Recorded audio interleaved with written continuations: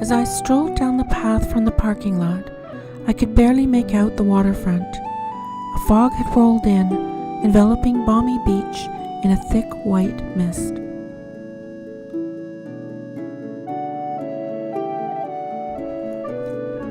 Walking down the cliff stairs to the waterfront trail, a delicate mist brushed my face.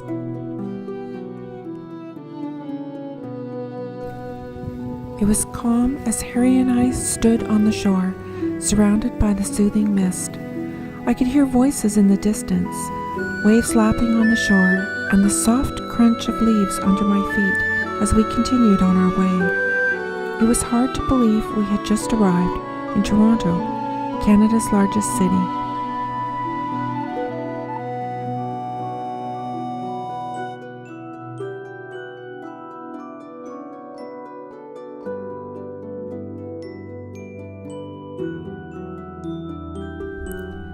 As the morning sun rose, it burned off the fog that had settled on the landscape. I could make out the outlines of boats in the harbor, their masts and sails no longer obscured by the fog, and a volleyball park.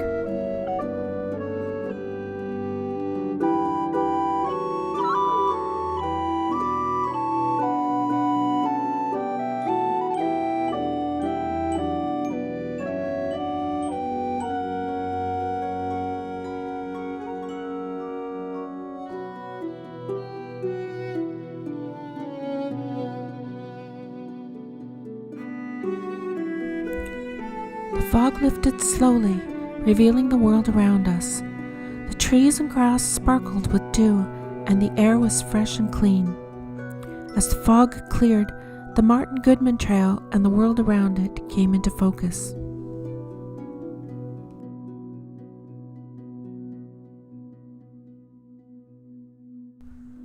To be honest, the boardwalk is not actually the Martin Goodman Trail, which is paved parallel to the boardwalk and just on our right. The paved trail was covered in fallen wet leaves, and since we were walking this section anyway, we couldn't resist the path closer to the water.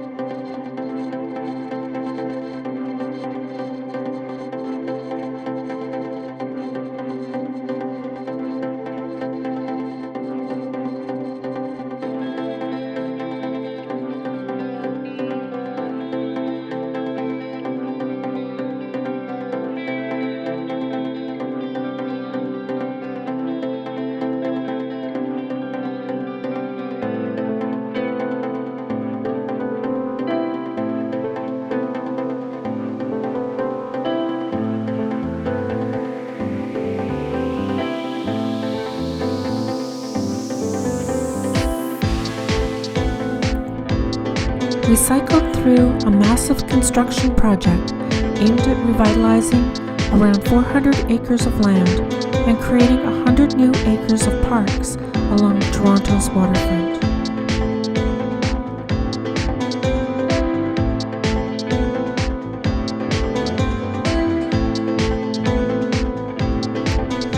It may not be everyone's idea of a beautiful landscape, but I felt a sense of excitement and adventure as I rode with the wind in my hair and the sun on my face.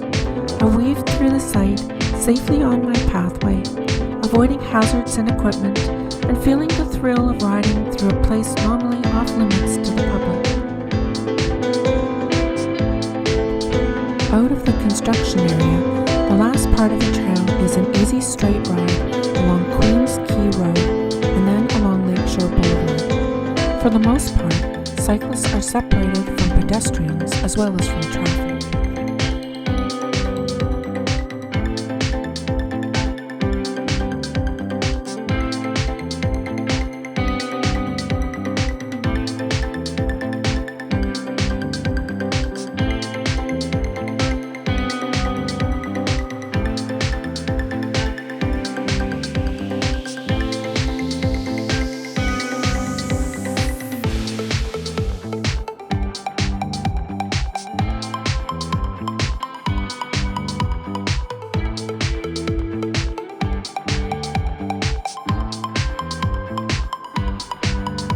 However, there are diversions, and I spend most of my time investigating the diversions. I didn't know exactly where I was going, but that didn't matter. The fun of discovering the many cozy parks, beaches, docks, and islands kept me happily exploring for hours.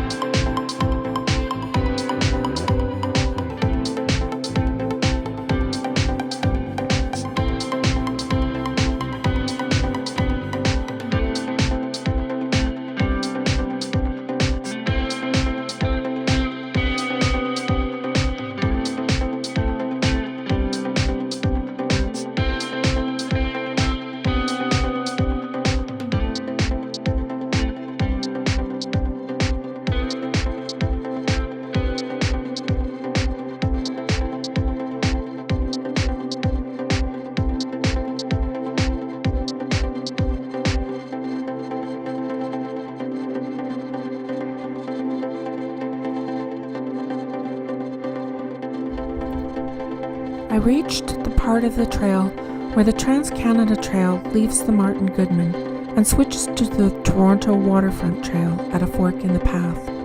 I was thinking that most of the named paths that make up the Canada Trail rarely have an end sign in sight. The path simply stretches on and on, winding through Canada's urban and natural landscapes.